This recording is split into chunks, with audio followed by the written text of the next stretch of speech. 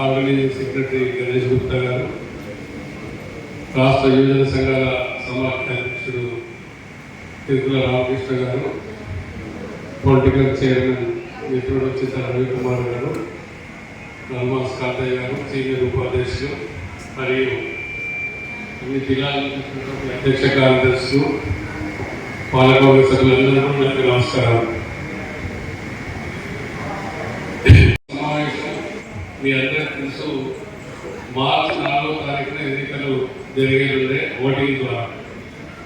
కానీ మన మిత్రులు కొంతమంది కోర్టుకు వెళ్ళి మన వర్గంలో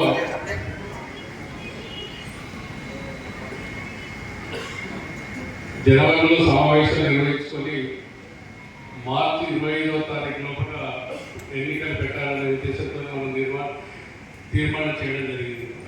ఆ తీర్మానంలో భాగంగా మార్చి 25 కాకుండా మార్చి 4వ తారీఖు ఎన్నికలు నిర్ణయించి మరి ఫిబ్రవరి 8వ తారీఖున నోటిఫికేషన్ ఇచ్చి ఎన్నికల ప్రక్రియ ప్రారంభించడం జరిగింది.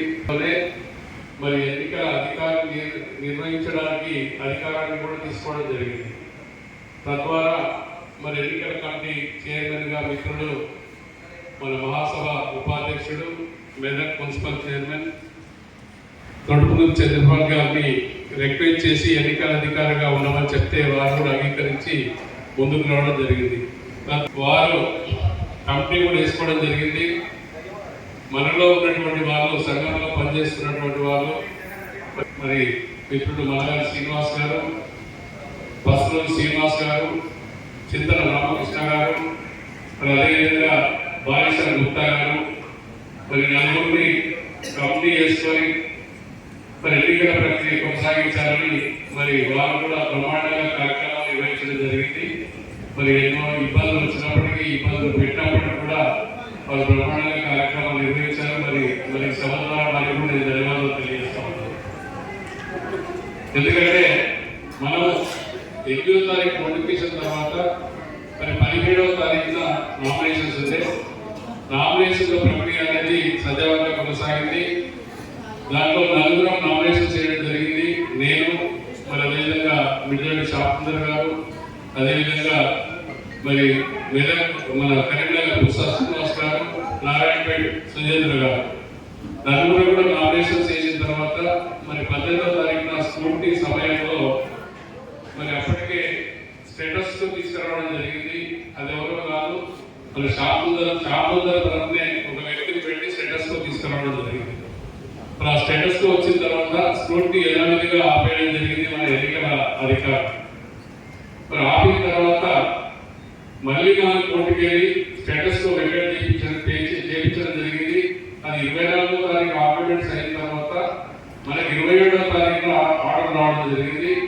మరి అప్పటి నుంచి మళ్ళీ స్క్రూటినీ చేసి మరి దాంట్లో మనకు ఆర్డర్ క్లియర్గా ఇవ్వడం జరిగింది. ఎన్నికలు యథావిధిగా జరిపించుకొని రిజల్ట్ మాత్రం సీట్ గారిలో ఉంచాలని చెప్పడం జరిగింది.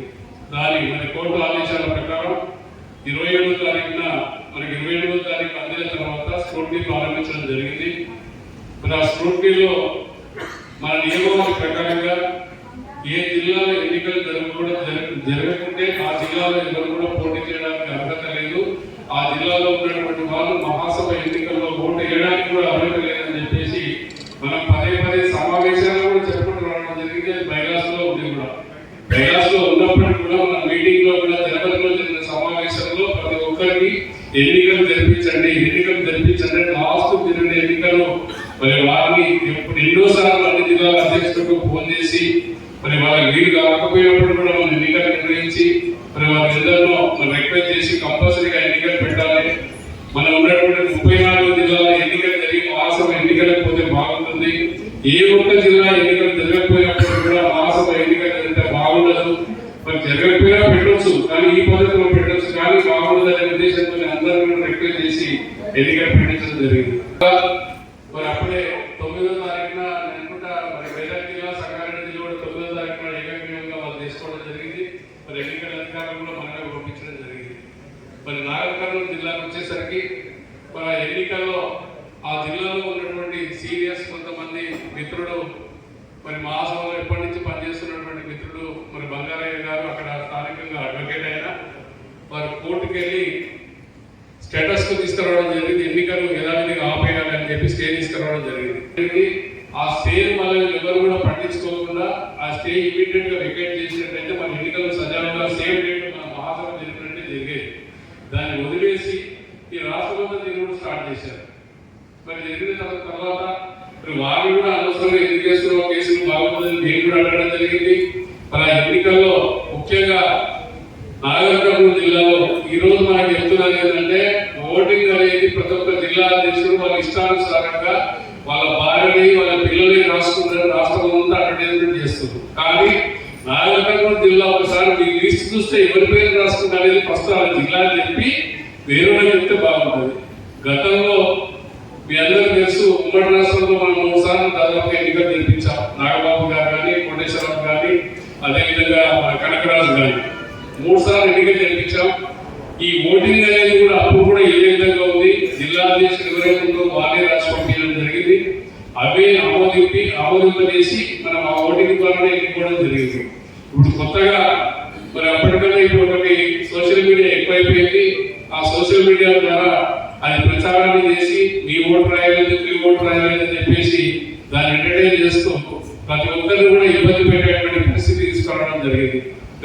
అంత ఓన్లీ శాంతుల వర్గం ఏమి చేయకుండా ఏం మాట్లాడకుండా 8 మందిని ఇబ్బంది పెట్టుకొని ఇష్టానుసారంగా మనకు బయట ఈ విధంగా చెప్పి మన ప్రచారం చేస్తూ మహాసభ పనులు చేయడానికి ఆయన ముందుకొచ్చాడు తప్ప ఎన్నికల్లో పోటీ చేయడానికి కాదు. ఎన్నికలు సజావుగా జరగాలి, ఓటింగ్ ద్వారా జరగాలి. స్కూటీలో పోయినప్పటికీ కూడా స్కూటీలో తీసేయకుండా ఎన్నికలు జరగాలనే ఉద్దేశంతో 2 రోజుల ముందు అన్ని జిల్లాలకు కూడా ఫోన్ చేసి మరి ఓటర్ ఐడి కార్డు అందరికి పంపించడం జరిగింది.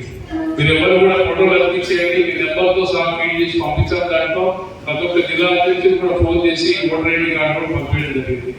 మరి అదేవిధంగా అది చేసిన తర్వాత మళ్ళీ మీరు 27 తారీఖు ముఖ్యమంత్రి గారి దగ్గరికి కొంతమంది డెలిగేట్స్ అంటే పెద్ద మనుషులు కొంతమంది మరి వాళ్ళు మన ముఖ్యమంత్రి కలిసి ఇక్కడ ఎన్నికల్లో అక్రమాలు జరుగుతా ఉన్నాయి, ఎన్నికల్లో ఏదో చేస్తా ఉన్నారు, 5 ఎకరాల స్థలంలో మనకు అన్యాక్రమం అవుతుంది, దాన్ని ఏదో చేస్తా ఉన్నారు అని చెప్పి కాంప్లైంట్ రాసిచ్చి మరి అక్కడి నుంచి మనకు ఆఫీసర్స్ అలర్ట్ చేసి మనకు మహాసభకు పంపించడం జరిగింది. మహాసభకు వచ్చినప్పుడు వారిని కూడా మేము కలిసి మేమందరం కూడా కలిసి ఎన్నికల అధికారులు కలిసి మాకు ఆల్రెడీ కోర్టులో స్టేటస్ కో వచ్చింది, స్టేటస్ కో వెకెట్ చేశాం. వెకెట్ చేసిన తర్వాత కొన్ని కోర్టు కూడా గైడ్ లైన్స్ ఇచ్చింది, దాని ప్రకారమే మేము ఎన్నికలు జరుపుతున్నాం. మరి మీ కోర్టు చెప్పిన ప్రకారం కదా గవర్నమెంట్ చెప్పిన ప్రకారం ఇవ్వాలని చెప్తే వాళ్ళకి క్వశ్చన్ చేయడం జరిగింది. వాళ్ళు కూడా కొంచెం అవసరం అనుకుంటే గవర్నమెంట్ కూడా కోర్టు చెప్పినట్టే ఇటువంటి అందరూ కలిసారు. కానీ వాళ్ళ ముఖ్యమంత్రి ఆదేశాలను బేఖాతరు చేయకుండా మేము నిర్ణయం తీసుకోవాలని ఒక సదుద్దేశంతో వాళ్ళు ముందుకొచ్చి మరొకసారి మహాసభలో నోటీసులు అందించేసి మేము ఎన్నికలు జరిపిస్తామని చెప్పి దాన్ని రాష్ట్రం అంతా మీరు వైరల్ చేసుకొని ఇవి చేస్తే మేము కూడా అప్పటికప్పుడు మరి ఏ విధంగా నిర్ణయం తీసుకున్నారో ముఖ్యమంత్రి గారు మనకు తెలియదు. ఈ నిర్ణయం అనేది కరెక్ట్ కాదు, మనం కూడా ఒకసారి కలవాల్సిందే అని చెప్పి మన మిత్రులందరూ కోరినప్పుడు దాదాపుగా 15 మంది కలిసి మన ముఖ్యమంత్రి గారి దగ్గరికి మరి 2 ఎమ్మెల్యేలతో కూడా చెప్పించి మరి ముఖ్యమంత్రి గారి దగ్గర మేము పోవడం జరిగింది.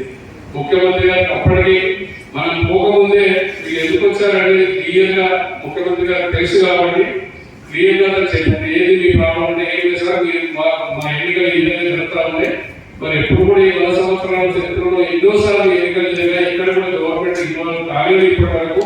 మరి సజావుగా జరుగుతున్నటువంటి ఎన్నికల్లో కొంతమంది మరి పడని వాళ్ళు ఈ విధంగా వచ్చి మరి మీకు కాంప్లైంట్ ఇవ్వడం జరిగింది, తద్వారా మీరు నిర్ణయం తీసుకున్నారు, దాంట్లో మాకు ఇబ్బంది కలుగుతుందంటే ఇమీడియట్ గా మరి ఎవరికైతే ఆఫీసర్కు చెప్పాడో ఐఏఎస్ ఆఫీసర్ శేషాద్రి గారు మా 15 మందిని కూర్చోబెట్టి ఆయనే మాట్లాడి మన ప్రభుత్వ జోక్యం అవసరం లేదు, మీరు ఎవరు కూడా ఇన్వాల్వ్మెంట్ కావాల్సిన అవసరం లేదు అని చెప్పి వాళ్ళు క్లియర్ గా మన ముందర చెప్పి పంపించారు. చెప్పిన తర్వాత కూడా మళ్ళీ సెకండ్ ఆలోచన ఇంకోటి లేకుండా మళ్ళీ వచ్చి వాళ్ళు కూడా ఓవరాల్ గా ఇన్స్ట్రక్షన్స్ పోగానే వాళ్ళు కూడా డ్రాప్ అవ్వడం జరిగింది గవర్నమెంట్ కూడా. అప్పటికే మనం కోర్టులో ఫిక్స్ చేసాం హైకోర్టులో ఏమని మనకు ఆల్రెడీ సిటీ సివిల్ కోర్టు ద్వారా మనకు ఆర్డర్స్ ఉన్నాయి ఎలక్షన్ జరుపుకోవడానికి. మరి ఇప్పుడు ప్రభుత్వం ఇన్వాల్వ్మెంట్ ఏంటంటే మరి కొత్తగా ఓటర్ లిస్ట్ తయారు చేయాలి, ఇవన్నీ చేయాలంటే మరి ఓటర్ లిస్ట్ అన్ని కూడా చేసిన అందరూ కూడా మొన్నటి వరకు ఉన్నటువంటి పాత అధ్యక్షులు ఓటర్ లిస్ట్ తయారు చేశారు. మరి కొత్త అధ్యక్షులు చేయాలంటే మళ్ళీ వాళ్ళు 4-5 నెలల టైం తీసుకుంటారు. ఇప్పుడు అయ్యేది కాదు ఎన్నికలు, మళ్ళీ ఏదో విధంగా మహాసభ ఎన్నికలు పెట్టట్లేదు అనేది మరి ముందుకు తీసుకురావాలని బదనాలు చేయాలనే ఉద్దేశంతో వాళ్ళని ప్రార్థన చేస్తూ వస్తున్నారు. మరి దాన్ని కూడా మనం అధిగమించి మన అభివృద్ధి ఎట్టి పరిస్థితులు 4వ తారీఖున ఎన్నికల రిజల్ట్ రావాలి. 4వ తారీఖున మళ్ళీ 3వ తారీఖు సాయంత్రమే మన పోలీస్ స్టేషన్ లో కూడా ఎలక్షన్ ఆఫీసర్ మీద కంప్లైంట్ ఇచ్చి ఎఫ్ఐఆర్ కూడా చేయించడం జరిగింది. వాళ్ళు కూడా ఎంక్వైరీ వచ్చి గవర్నమెంట్ ఆఫీసర్స్ ఎవరైతే మన కమిటీగా ఉన్నారో వాళ్ళందరినీ వాళ్ళకి ఫోన్ చేయడం జరిగింది. పోలీస్ ఆఫీసర్ చేసి ఏంటి అంటే మాకు ఇన్వాల్వ్ కావట్లేదని వాళ్ళు క్లియర్ గా చెప్పడం జరిగింది. వాళ్ళు అక్కడికి డ్రాప్ అయిపోయారు. మనకి లాస్ట్ ఎన్నికలు క్యాన్సల్ అయినాయని చెప్పేసి కూడా ఎన్నికలు గవర్నమెంట్ జరిపిస్తుంది, ఎన్నికలు మహాసభ జరిపించదని కూడా వాట్సాప్ లో పెట్టి క్యాన్సల్ అవుతుంది అందరికీ ఎలక్షన్ కావాలంటారు, ఓదిక్కు క్యాన్సల్ అవుతుందంటారు, ఓదిక్కు ఓటర్ లిస్ట్ చేంజ్ కావాలంటారు. ఇవన్నీ చెప్పడం మూలాన మరి అందరికి కూడా చాలా జిల్లాల నుంచి మేము కనీసం ఒక 7-8 మంది కలిసి తిరుగుతుంటే ప్రతి ఒక్కరు కూడా ఒక్కొక్కరికి 4-10-15 ఫోన్లు వస్తా ఉన్నాయి. ఎన్నికలు ఉన్నాయా లేవా, ఓటింగ్ ఉందా లేదా అని ఏది చెప్పలేనటువంటి పరిస్థితి. మనకు న్యాయబద్ధంగా ఎన్నికలు జరగాలనే ఆలోచనతో మరి అదేవిధంగా మరి ఇక్కడ ఉన్నటువంటి నలుగురిలో 2 మిత్రులు బుస్సా శ్రీనివాస్ గారు ఆయనకి ఏదో ఆవేశంతో కోపంతో నామినేషన్ చేశాడు తప్ప నేను ఇక్కడ కాంటాక్ట్ చేయను, నాకు ఇబ్బంది, నేను చేయలేదని చెప్పి కూడా నాకు వచ్చి మరి కాంప్లైంట్ విత్డ్రా చేసుకోవడం, ఆయన స్వతహాగా పోయి విత్డ్రా చేసుకోవడం జరిగిందని చెప్పి మరి సందర్భంగా మీకు మనం చేస్తా ఉన్నాను. ఆయన విత్డ్రా చేసినందుకు నా దగ్గరకు వచ్చి మాట్లాడుతున్న సందర్భంలో అక్కడ ఉన్నటువంటి నేను పేరు చెప్పను, ఒక 4 కనీసం 5-5 సార్లు ఫోన్ చేయడం జరిగింది. మీరు విత్డ్రా చేసుకోవద్దని అంటే వీళ్ళ సంఘం మీద ఏ విధమైనటువంటి ప్రేమ ఉంది, ఏం చేస్తా ఉందనేది ఆలోచించాలి. గతంలో ఎన్నిసార్లు మహాసభ ఎన్నికలు జరిగినా 9 మంది నామినేషన్ వేసినారు. నేను ఉమ్మడి రాష్ట్రంలో అధ్యక్షుడిగా పోటీ చేసే సమయంలో 7 నామినేషన్ వేసి 6 విత్డ్రా చేసుకొని నేను ఒక్కరి యునానిమస్ గా కావడం జరిగింది. మరి ఎవరే కానీ యునానిమస్ గా అయితే సంఘం పటిష్టంగా ఉంటుంది, సంఘం మరింత బలపడుతుంది, సంఘానికి ప్రభుత్వంలో కానీ ప్రజల్లో కానీ మంచి పేరు వస్తుందనే ఆలోచన లేకుండా మరి ఏ విధంగా మహాసభను విచ్ఛిన్నం చేయాలనే ఒక ఆలోచనతో దుర్బుద్ధులతో పనిచేస్తూ ఉన్నారు తప్ప ఈ మహాసభ మనగడ మాత్రం ఎలాంటి వాళ్ళు చిక్కట్లేదని చెప్పేసి సందర్భంగా మీ అందరినీ మనం చేస్తా ఉన్నాం. మరి వాళ్ళు అదేవిధంగా మన మిత్రుడు ఇంకొకటి నారాయణపేట జిల్లా మాజీ అధ్యక్షుడు సీనియర్ కాంగ్రెస్ పార్టీ నాయకుడు ఇక్కడ సభలో ఉన్నారు మిత్రుడు సుజేంద్ర గారు కూడా మహాసభ దృష్టిలో పెట్టుకొని నేను కూడా విత్డ్రా చేసుకుంటాను, నేను మీతో పాటు ఉంటాను, దయచేసి మీతో పాటు నేను కూడా ఉంటానని చెప్పేసి వారు కూడా విత్డ్రా చేసుకోవడం జరిగింది. వారి కూడా నేను సభాముఖంగా ధన్యవాదాలు తెలియజేస్తా ఉన్నాను. మిగిలింది ఒకటి శ్యామ్ సుందర్ గారు ఎట్టి పరిస్థితుల్లో స్కూల్లో పోదని చెప్పేసి మరి చంద్రబాబు గారు మరొక 3-4 అడ్వకేట్లను సంప్రదించి వాళ్ళ లీగల్ ఒపీనియన్ తీసుకొని ఏ విధంగా ఇది ఉంటుందని చెప్పేసి మరి వాళ్ళు ఈ యొక్క మన బైలాస్ ద్వారా నిర్వహించినటువంటి ద్వారా దాన్ని స్క్రూటినీలో తీసేసి సింగిల్ పేరుగా పెట్టి ఎలక్షన్ డిక్లేర్ చేయకుండా మనకి సీల్డ్ కవర్లో పెట్టి మరి కోర్టుకు సబ్మిట్ చేయడానికి రెడీగా పెట్టడం జరిగిందని చెప్పి ఈ సందర్భంగా మీకు మనం చేస్తా ఉన్నాను. ఎందుకంటే మీకు అందరూ తెలుసు మా అందరి ఉద్దేశం ఒకటే, మరి దాదాపుగా అందరం కలిసి మీ అందరి సహకారంతో జిల్లా అధ్యక్షుల సహకారంతో అన్ని జిల్లాల్లో కూడా రాష్ట్ర కౌన్సిల్ లిస్టు ఏవైతే మీరు రాసిచ్చారో దాని ప్రకారంగా అన్ని జిల్లాల్లో సమావేశాలు నిర్వహించారు. ప్రతి ఒక్క జిల్లాలో కూడా 90% అబో, కొంతమంది 10% మాత్రం అక్కడ ఉన్నటువంటి జిల్లా నాయకులు పడకపోవడము లేకుంటే రాష్ట్రం నుంచి మానవ పడకపోవడము జరిగి లేకుంటే వాళ్ళ బంధువులు మిత్రులు ఎవరైనా ఉంటే ఆ 10% ఓటింగ్ ద్వారా 90% ఓట్లు వచ్చేటువంటి అవకాశం మాకు ఉన్నాయని చెప్పి ఈ సందర్భంగా మీకు మనం చేస్తా ఉన్నాను. ఎందుకంటే గతంలో కానీ ఇప్పుడు కానీ ఒక్కసారి మహాసభ ఏదైనా నిర్వహించిందంటే మహాసభలో పనిచేసేటువంటి జిల్లా అధ్యక్షులు కానివ్వండి, పట్టణ సంఘం అధ్యక్షులు కానివ్వండి, రాష్ట్ర స్థాయి నాయకులు కానివ్వండి ఖచ్చితంగా మహాసభ ఆదేశాలకు అనుగుణంగానే పనిచేశారు తప్ప ఎవ్వరు కూడా విరుద్ధంగా పనిచేయలేదు. ఆ పనిచేసినటువంటి వాళ్ళు ఎవరో ఒకరిద్దరు ఉంటారు, 1% 2% ఉంటారు తప్ప మిగతా మాకు ఎవరు ఎంత అడావిడి చేసినప్పటికీ కూడా ఈ రోజు అంటే ఈ సోషల్ మీడియా ఉంది, ఆ సోషల్ మీడియాలో పెట్టి మాకు ఆ జిల్లాలో ప్రమాదంతో పడుతుంది, ఈ జిల్లాలో ప్రమాదంతో పడుతుంది, ఏ జిల్లాకు సాంస్కృతికమైన ఏ 10 మంది ఓటర్స్ కూడా పోలేదు. అది మీ అందరికీ ఇక్కడ ఉన్న జిల్లా అధ్యక్షులకు జిల్లా కార్యవర్గానికి తెలుసు. కొంతమంది మాత్రం అక్కడక్కడ కొంతమంది పోతే మన వాళ్ళు కూడా వాళ్ళు కూడా మన విష సోదరులే కాబట్టి వచ్చినప్పుడు మరి పిలిచారు, కూర్చోబెట్టారు, మాట్లాడారు, మర్యాద చేసి పంపించారు. అది కరెక్ట్ 100% చేయాల్సింది ఎవరైనా. కానీ తీసుకొని నాకేదో మొత్తం ఓటేస్తున్నాం మేమందరం అని చెప్పేసి మరి ఈ విధంగా దుష్ప్రచారాలు చేసుకొని మరి అన్ని తిరగడం జరిగింది.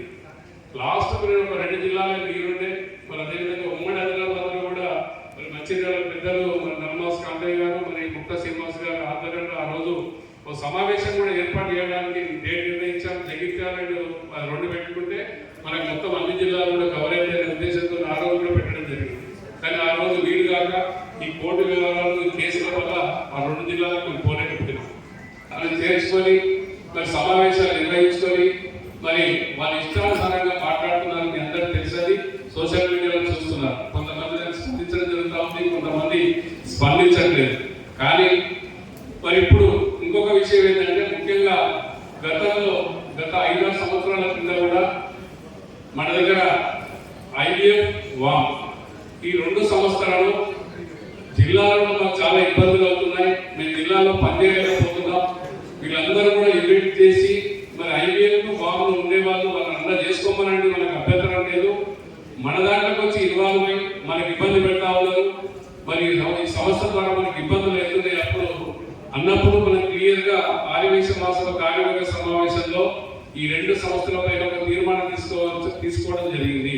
మనందరూ కూడా కార్యవర్గ సభ్యులు అప్పుడున్నటువంటి జిల్లా అధ్యక్ష కార్యదర్శులు అందరి సమక్షంలో మనం తీర్మానం చేయడం జరిగింది. ఐపీఎఫ్ లో కానీ వామ్లో కానీ ఎవరైతే వెళ్ళి అందులో పనిచేస్తున్నారో చేసుకుని అన్నది వారిని, కానీ మన సంఘం యాక్టివిటీస్ లో కానీ మన సంఘంలో మళ్ళీ పోటీ చేయడానికి వీలేదని చెప్పేసి మరి ఆ రోజు మనం నిర్ణయం తీసుకోవడం జరిగింది. మరి దాని ప్రకారంగానే మనం ముందుకెళ్ళాం తప్ప ఐపీఎఫ్ అంటే నాకేం దుష్మన్ కాదు, వామ్ అంటే నాకేం దుష్మన్ కాదు. కానీ మరి ఈ రోజున ఏమైతుంది, ఒక అమరవాది లక్ష్యాన్ని టార్గెట్ చేస్తుంది. మన మహాసభకు ఐవీఎఫ్ వాళ్ళు వామ్ వాళ్ళు కావాలనుకుంటే మనం చేసుకుని అది పిలుచుకుందాం. మనం ఇప్పుడు ఆ సంవత్సరాన్ని క్లోజ్ చేసుకొని మన దగ్గర రావాలని వెల్కమ్. ప్రతి ఒక్క ఆర్యవేశ సోదరుడు మహాసభలో మరి మెంబర్షిప్ ఉన్నా లేకున్నా ఆర్యవేశ మహాసభ అంటే ఆర్యవేశ సంఘమే. సభ్యత ఉండొచ్చు, సభ్యత ఉంటే ఓరకం ఉండొచ్చు, జిల్లా అధ్యక్షుడు ఓరకం ఉండొచ్చు, మండలాధ్యక్షుడు ఉండొచ్చు, వేయించారు. కానీ సభ్యత్వం లేకపోయినప్పటికీ కూడా మన వల్ల సభ్యుడే కాదు. కానీ మనం ఎప్పుడు కూడా వాళ్ళని దూరం పెట్టలేదు. కానీ కొత్త సంస్థలు వాళ్ళ ఉద్యోగాల కోసం సంస్థలు పెట్టుకున్నారు తప్ప ఈ సంస్థలో ఏదో చేయాలనే ఉద్యోగం అవసరం కాదు వాళ్ళు. మరి వెళ్ళి చేసుకుంటూ మళ్ళీ చేస్తున్న కార్యక్రమం ఏంటి, వాళ్ళు ఎక్కడ మీరు చూడండి, గమనించండి. ఒకసారి మీటింగ్ లో పెడితే నిన్న క్లియర్ గా మరి అక్కడ ఉండేది ఉప్పల శ్రీనివాసు, అదేవిధంగా మామవాళ్ళు, ఐవీఎఫ్ వాళ్ళ తప్ప వేరే ఇబ్బంది లేదు. మరి వాళ్ళని చేసుకుంటే అలసంగా చేయాలి, ఈయన కూడా పెట్టుకుంటే అయిపోతుంది కదా. మా సభ ఎందుకు రోడ్డు మీద కాలుతున్నారు? ఈ రోజు రాష్ట్రంలో ఎన్నో కుల సంఘాలు ఉన్నాయి. ఎన్ని ఉన్నప్పటికీ కూడా మన సంఘానికి ఒక 100 సంవత్సరాల చరిత్ర ఉండేటువంటి ఏకైక కుల సంస్థ ఆర్యవేశ మహాసభ. దీన్ని మళ్ళీ ఏ విధంగా రోడ్డు మీదకి రాగాలా, ఏ విధంగా ఈ ఇచ్చిన శక్తులు అందించి కార్యాలయాలను ఆలోచనతో ముందుకు పోతున్నారు. కాబట్టి మీరు అందరూ కూడా ఈరోజు చాలా మంది జిల్లా అధ్యక్షులు, కార్యదర్శులు, ఇంపార్టెంట్ పర్సన్స్ అందరూ కూడా వచ్చారు. మీ అందరికీ ఒకటే మనం చేస్తున్నాం, ఆర్యవేశ మహాసభను ఈ దుష్టచక్రం నుంచి కాపాడుకోవడానికి ప్రతి ఒక్క జిల్లా సంఘ అధ్యక్షులు, కార్యదర్శులు నడుపు కట్టి ముందుకు రావాలని చెప్పి నేను ఇక్కడ నుంచి పిలిపిస్తున్నాను. ప్రతి ఒక్క జిల్లాలో సమావేశం ఏర్పాటు చేసి ఏం జరుగుతా ఉంది, ఇటువంటి నాయకులను ఎండగట్టి మన ముందుకు ఒకసారి వాళ్ళ ఉన్నత పోయి మన పర్మిషన్ లేకుండా వాళ్ళు ఇవ్వండి. మన ఈ రోజున ఇష్టానుసారంగా మాట్లాడుతూ ఉన్నారంటే వాళ్ళు ఏమైనా మాట్లాడుకొని ఏమైనా ఇష్టం మనకు కోసం. కానీ వాళ్ళ సంఘాన్ని కలుపుకొని మన దగ్గరికి రావాలనుకొని ఒకటంటే ప్రక్షాళన కమిటీ అంటే ఎవరి ప్రక్షాళన చేసేది, ఆర్యవేశ మహాసభకు ఏ ప్రక్షాళన అవసరం లేదు, అన్ని బాగున్నాయి. ఒక జిల్లా అధ్యక్షులు ఉన్నారు, ఒక నెట్వర్క్ ఉంది, రాష్ట్ర స్థాయి నుంచి జిల్లా స్థాయి నుంచి మండల స్థాయి వరకు మన అధ్యక్ష కార్యదర్శి సమావేశాలు ఉన్నాయి. అధ్యక్ష కార్యదర్శి వచ్చినప్పుడు మీకు ఏమేమి ఇబ్బందులు ఉన్నాయి, ఏమేమి మన ప్రక్షాళన మనం ఏం తీసుకోవాలనేది మీరు అందరూ చెప్పండి. దాని ప్రకారంగా మనకి వీడియో ఉండండి. మన ప్రక్షాళన కమిటీ పెట్టడానికి ఎవరు అడుగుతుంది. ఎవరైనా ఉంటే ప్రక్షాళన చేసుకోవాలంటే వాళ్ళ సంస్థలను చాలా ఉన్నాయండి, చేసుకోవాలండి. మొదలు ఆర్యవేశ మహాసభ అనేది రాష్ట్రంలో ఆర్యవేశ కుల సంఘాలు అన్నింటి కూడా పాత సంస్థ ఇది మహాసభ. వాళ్ళందరినీ ప్రక్షాళన చేసేది మనకు మహాసభ ఉంది, హక్కు ఉంది. వీళ్ళకి కాదు హక్కుని చేయడానికి. ఆ ప్రక్షాళన ఏంటో వాళ్ళకి స్టార్ట్ చేసుకోమండి. మొదలు వాటికి వాటిని స్టార్ట్ చేస్తే నేను ముషీరాబాద్ హాస్టల్ ఎన్ని సంవత్సరాల నుంచి నాలుగు పుస్తకాలు ప్రెసిడెంట్గా ఉన్నాడా? వాసవి సేవా కేంద్రం వివరాలలో ఉంది. గత దయానంద్ గారు 2 సంవత్సరాల నుంచి సెక్రటరీగా ఉన్నాడు. హాస్పిటల్ 2 సంవత్సరాల నుంచి నడుస్తుంది. మనం ఎప్పుడన్నా మహాసభ నుంచి పోయి వాళ్ళ మీద ఇబ్బంది పెడుతున్నామా? ఏ జిల్లా అధ్యక్షుడు కానీ మహాసభ కానీ మనం సభ్యులుగా ఊరుకుంటున్నాం. ఎన్ని సత్రాలు ఎన్ని అవకాశాలు జరుగుతున్నాయి, కంప్లైంట్ వస్తున్నాయి. మనకు ప్రతి ఒక్క జిల్లాలో ఫోన్ చేస్తున్నారు. మనం ఎక్కడ కూడా ఇప్పుడు ఊరుకునే సమస్య లేదు. మనమే ఒక కమిటీ వేస్తాం. ఈ ప్రక్షాళన కమిటీ వాళ్ళని మనం వేస్తాం. వాళ్ళని జిల్లా అధ్యక్షులు మేము మాసం జిల్లా అధ్యక్షులు కమిటీ వేస్తాం. సీనియర్ జిల్లా అధ్యక్షులు చాలా మంది ఇక్కడ పనిచేసే వాళ్ళు ఈ జిల్లా అధ్యక్షులతో ఒక కమిటీ వేసి ప్రతి ఒక్క సంవత్సరం నోటీసులు పంపిద్దాం. ఏ సంవత్సరం పనిచేస్తామని దాని ఏమేమి ఉన్నాయి. వాసవి సేవా కేంద్రంలో హౌసింగ్ సొసైటీ ఉంది. 25 సంవత్సరాల నుంచి ఒక ఆయన వస్తూ ఆయన ప్రెసిడెంట్ అయిపోయి గెలవదు. మీ ప్రజలు నాకు తెలియదు. ఇటువంటి సంస్థలు మిగతా సంస్థలు ఆర్గనైజేషన్ సభ ఒక్కటి తప్ప మిగతా కూడా డబ్బు సంపాదించుకునే సంస్థలు ఉన్నాయి. హోదా నుండి డబ్బు మన సంస్థ సొంతంగా డబ్బులు ఖర్చు పెట్టుకుని పనిచేస్తున్నటువంటి సంస్థ ఆర్గనైజేషన్ మహాసభ. జిల్లా అధ్యక్షుడు ఉండొచ్చు, రాష్ట్ర అధ్యక్షుడు ఉండొచ్చు, మండల అధ్యక్షుడు ఉండొచ్చు, రాష్ట్ర కార్యాలయంలో ఉండొచ్చు, మహిళా సంఘం ఉండొచ్చు. ఏదైనా కానీ మనకు ఖర్చు పెట్టుకోవడం లేకుంటే 10 రూపాయలు ఎవరైనా చెందాలనుకుని పనిచేయడం తప్ప మన దగ్గర ఎలాంటి కూడా వ్యాపారం చేసేటువంటి మనకు లేదు. ఏ సంస్థలైనా చూసుకోండి. మీరు ఇవాళ ప్రతి ఒక్కరు మాట్లాడండి క్లియర్ గా. ఏ సంస్థలైనా సరే ఏ సంస్థలో ఏం జరుగుతుందో మేము ఇస్తాం. మొత్తం రికార్డు నా దగ్గర ఉంది. ఇవాళ నిన్ననే ఒక వైస్ ప్రెసిడెంట్ ఇచ్చినా రేపటి నుంచి ఎవరిని వదిలిపెట్టేది లేదు. మనం కూడా సపరేట్ ఊరుకుంటే ఏమంటుంటే చాలా అంటున్నారు.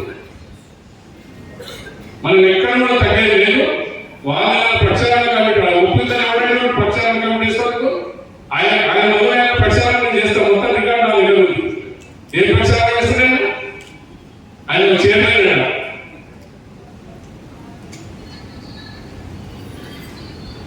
ఏదో నామినేషన్ కొంత పెద్ద మనసు వచ్చి సమావేశానికి మాట్లాడిపోయారు. ఏదో అనుకున్న మాట్లాడితే నేను 10 మంది 15 మంది కమిటీ ఎవరో చెప్పకుండా ఒక కమిటీ వేసి 150 మంది వేసి వాళ్ళ ఇష్టానుసారంగా వాళ్ళతో మాట్లాడేయడం. ఎవరు మాట్లాడిస్తున్నారని క్యాండిడేట్ పక్కన కూర్చొని వాళ్ళ ఇష్టానుసారం. ఇప్పుడు నాకు నేను స్టేజ్ మీద కూర్చొని పక్క వాళ్ళు ఇష్టపడినట్టు అందరు తిరుగుతున్నట్టే నాకు సంబంధం ఉన్నట్టే కదా. దాంట్లో ఉండదా? నా సమక్షంలో మాట్లాడితే నేను ఖండించాలా? ఇది కరెక్ట్ కాదు, తప్పు మాట్లాడుతున్నాను. అట్లా మాట్లాడకుండా ఇష్టానుసారంగా మాట్లాడుకుంటే సపోర్ట్ చేస్తుంటే ఎవడు ఉంటాడు? వాడు మాట్లాడుతూ ఉప్పల శ్రీనివాస మీటింగ్ లో అయ్యే జాగ్రత్త చెప్పలే. ఐడిఎఫ్ అయ్యే జాగ్రత్త వచ్చు. నా మాసం అయ్యే జాగ్రత్త ఆమె విషయంలో చెప్తున్నా క్లియర్ అందరికీ కూడా. ఎవరి జాగ్రత్త చెప్తున్నాడు? ఎవరి జాగ్రత్త? ఎవరు 10 సంవత్సరాలు 12 సంవత్సరాలు పనిచేసింది. 9 సంవత్సరాలు 2015 ఎన్నికల్లో మన రిజిస్ట్రేషన్ అయింది. 9 సంవత్సరాలు ఎన్నికలు పెట్టమన్నది. సజావుగా ఎన్నికలు అందరి సమక్షంలో ఎన్నికలు డిక్లేర్ చేస్తాం. ప్రజాసమర్థంగా ఎన్నికలు డిక్లేర్ చేస్తాం. గతంలో ఏ పద్ధతిలో ఎన్నికలు జరిగినాయో ఆ పద్ధతిలో ఓటింగ్ జరిగింది. ఈ ఎన్నికలు అయిన తర్వాత ఇంకా ఫైనాన్స్ లో తప్పుంటే ఓ 10 మంది కూర్చున్నారు. 10 మంది కలిసి ఓ నిర్ణయం తీసుకున్నారు. ఏ విధంగా ఫైనాన్స్ మార్చాలి, ఒకటి ఫోన్ చేస్తే వాళ్ళ మహాసభ సభ్యత్వం ఉందా లేదా నాకు తెలియదు. 150,000 మంది ఓటేయాలంటారు.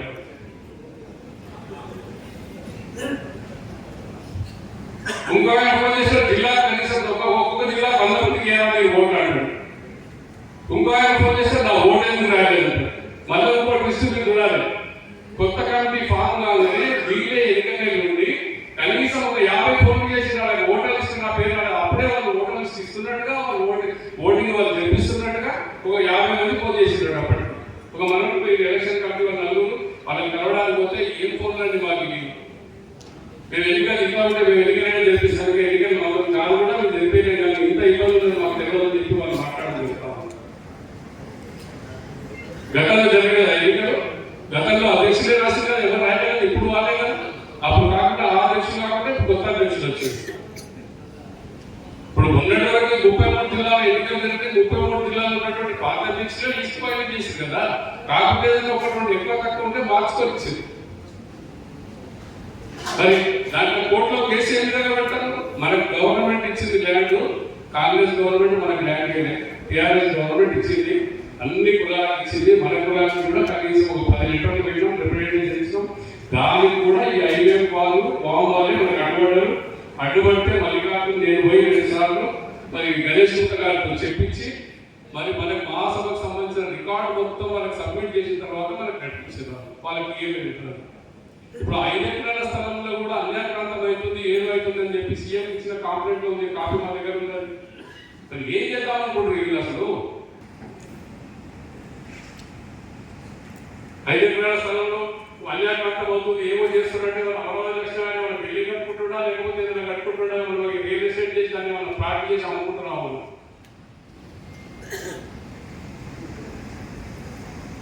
కనీసం మాట్లాడడానికి ఎవరు ఏం మాట్లాడుతున్నాం? మనకు 5 ఎకరాల స్థలం ఇచ్చింది, దాదాపు 100 కోట్ల రూపాయల వర్తలు మనం చెప్పుకుంటున్నాం. దాన్ని ఏ విధంగా డెవలప్మెంట్ చేసుకోవాలి, మన రాష్ట్ర ఆర్గనైజేషన్ అది ఏ ఉపయోగపడుతుంది, అవన్నీ లేదు. ఇది ఏదైనా ఖరాబ్ చేయాలనే ఉద్దేశంతో మరి 2 కలిసి ఈ ప్రయత్నాలు జరుగుతున్నాయి. మరి ముఖ్యమైనటువంటి సమావేశం ఇదే. మనం ఇంకోటి కూడా మరి గతంలో మన దగ్గర జనరల్ కౌన్సిల్ లిస్ట్ అనేది మన దగ్గర తయారు కాలేదు. దాదాపు 1100 లిస్టు మన దగ్గర తయారుంది. దాదాపుగా 800 నుంచి 900 మంది ఫోన్ నెంబర్లు కూడా ఆ లిస్ట్ లో మనం అందరూ కూడా గ్యాదర్ చేయడం జరిగింది. మరి మీ అందరికీ ఒకటే చెప్తా ఉన్నాను, ఆ 8-9 నుంచి హైదరాబాద్ లో ఒక మీటింగ్ పెడతామంటే జిల్లా అధ్యక్షులు అందరూ కోఆపరేషన్ చేస్తే హైదరాబాద్ లో నేను మీటింగ్ పెడతా, ఏదైనా మంచి హాల్ తీసుకొని ఏసీ హాల్ తీసుకొని మీటింగ్ పెడతా, నాకు ఇబ్బంది లేదు.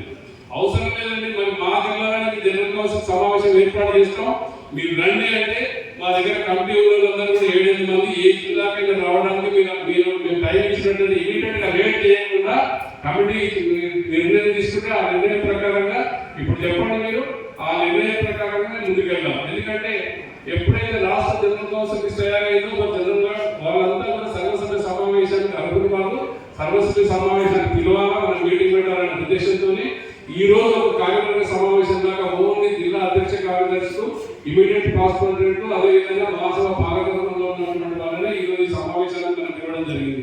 చాలా మంది మిత్రులు మేము వస్తామని చెప్తే కూడా ఎవరిని పిలవలేదు. ఇంకా అట్లా వస్తే ఒక 500 మందినే వస్తారు, మనకు జాగా సరిపోదు. కానీ మీరు ఒక్కటే చెప్పండి, ఇప్పుడు కౌన్సిల్ మీటింగ్ హైదరాబాద్ లో పెట్టాలంటే నేను వారం మినిమం 25 లోపల ప్లాన్ చేస్తా.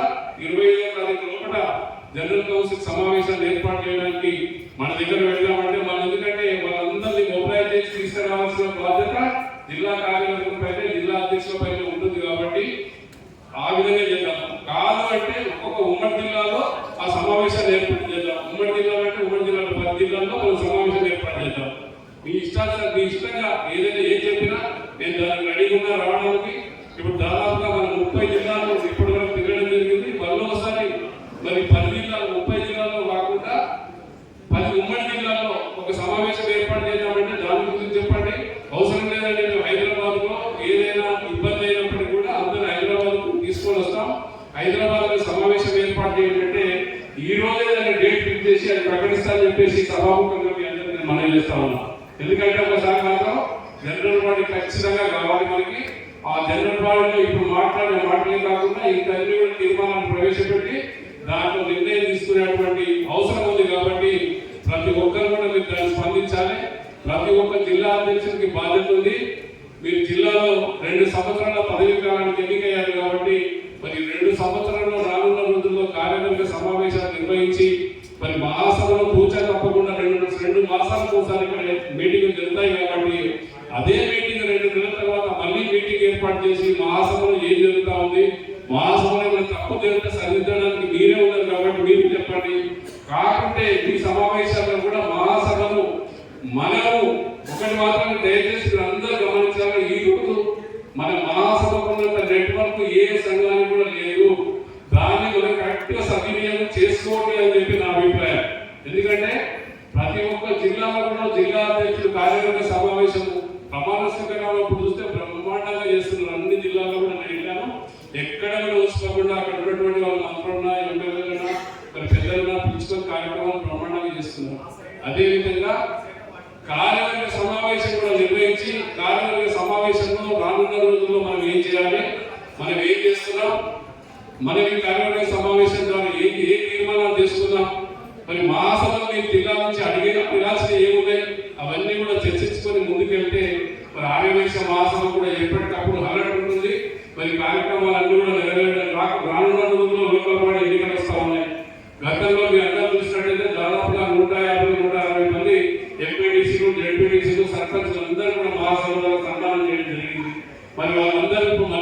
కంటెస్ట్ చేస్తున్నారా, మరి కొత్త వాళ్ళు కంటెస్ట్ చేస్తున్నారా, ఏ పార్టీలో చేస్తున్నారు అదొకటి అందరూ కూడా మీ జిల్లా అధ్యక్షులకే తెలుసు, మాకు తెలియదు. కాబట్టి మీరందరూ కూడా యాక్టివ్ గా పనిచేసినట్టయితే అది మన ముందుకు తీసుకుపోవడం జరుగుతుంది. మరి మీరు జిల్లా అధ్యక్షులు కూడా ఎంతో ఉత్సాహంగా కొంతమంది పోటీలు పడి జిల్లా అధ్యక్షులు గెలవడం జరిగింది. మరి దానిలో భాగంగా ఈ రోజు వేరే సంస్కరణ ద్వారా ఎన్నో కార్యక్రమాలు నిర్వహిస్తున్నారు. మరి మీ అందరూ కూడా మరి మోటివేషన్ కావాలంటే వల్లిపూడి క్లాస్ కావాలంటే ఒక జిల్లా అధ్యక్షులకే ఒక క్లాస్ పెట్టడం జరుగుతుంది. లేదంటే ఈ రెండు కార్యక్రమాలు మన ముందున్నాయి. ఖచ్చితంగా మనం జిల్లాలో ప్రప్రథమంగా చేసే కార్యక్రమం ఏంటంటే రాష్ట్ర సర్వసభ్య సమావేశం, అంటే రాష్ట్ర జనరల్ కౌన్సిల్ సమావేశం ఏర్పాటు చేయాలి. కాబట్టి దాని గురించి మరి ప్రతి ఒక్కరు కూడా మీరందరూ కూడా మాట్లాడి చెప్పండి ఏ విధంగా చేయాలన్నది. పెద్ద జిల్లాలో మొత్తం మీరు దయచేసి అందరినీ పిలవలేదు అనుకోకండి. ఒకరికొకరు వచ్చి జిల్లా అధ్యక్షులు ఫస్ట్ మాట్లాడి, మరి కృష్ణ గారు కరీంనగర్ నుంచి మాట్లాడి దీని మీదనే మాట్లాడండి. ఈ ఎలక్షన్ దాని గురించి ఇది మన జనరల్ కౌన్సిల్ సమావేశం హైదరాబాద్ లో పెట్టమంటారా, లేకుంటే మీ దగ్గర పెట్టి మీరు రావాలి. కానీ ఇమీడియట్ గా అన్ని కూడా 15 రోజుల లోపల డేట్ ఇచ్చేసి ఆ 15 రోజుల లోపల మేము అన్ని జిల్లాలకు అవసరం ఉన్న దగ్గర మొత్తం అన్నింటికి నేను వస్తాను, ఒక కార్యవర్గ సభ్యులు వస్తారు, ఆ జిల్లాలో ఉన్నటువంటి వైస్ ప్రెసిడెంట్ సెక్రటరీ వస్తారు, ఇంకా సీనియర్స్ ఎవరైనా వాళ్ళని కూడా తీసుకొని వస్తారని చెప్పి ఈ సందర్భంగా మనవి చేస్తూ, మరి షార్ట్ నోటీస్ లో ఇంతమంది వచ్చి సమావేశానికి వస్తారు. మీ అందరూ కూడా మరోసారి ధన్యవాదాలు తెలియజేస్తాను. కృష్ణ గారి నుంచి మాట్లాడాల్సింది కోరుతున్నాను.